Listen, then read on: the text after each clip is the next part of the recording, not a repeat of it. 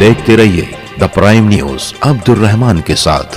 The prime news की इस वक्त की ताज़ा खबर के साथ मैं अब्दुल रहमान आपका इस्तकबाल करता हूं। बॉलीवुड के भाईजान सलमान खान 57 साल के हो गए। बीइंग ह्यूमन ट्रस्ट के ज़रिए सोशल कामों की वजह से सलमान खान हमेशा लोगों में काबिल कदर निगाह से देखे जाते हैं। बात करें उनकी फ़िल्मी कैरियर की तो एक ऐसे वाहिद फिल्म अदाकार हैं जो साल के 12 महीना मसरूफ़ रहते हैं।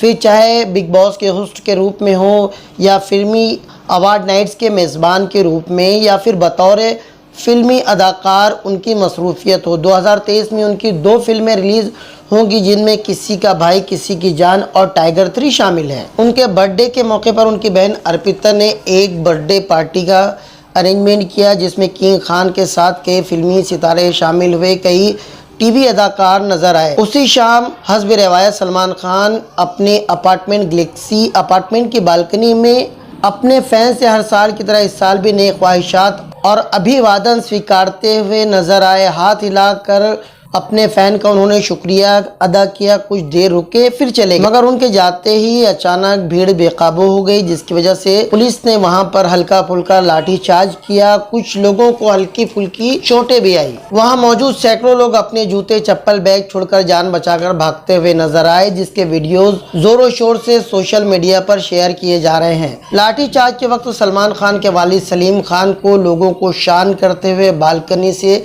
देखा जा सकता है। बहरहाल फैंस को प्रस्तारों को चाहिए कि अपने जज्बात को काबू में करते हुए इस बात का ख्याल रखें कि किसी भी किस्म की कोई बदअमनी ना फैले। साथ ही पुलिस को भी चाहिए कि लोगों के जज्बात की कदर करते हुए सब्र का मुजाहरा करें। इस वक्त के लिए बस इतना ही, दीजिए इजाज़त। मिलते हैं अगली बार एक नई खबर के साथ। देखते रहिए द प्राइम न्यूज़ मेरे यानी अब्दुल रहमान के साथ।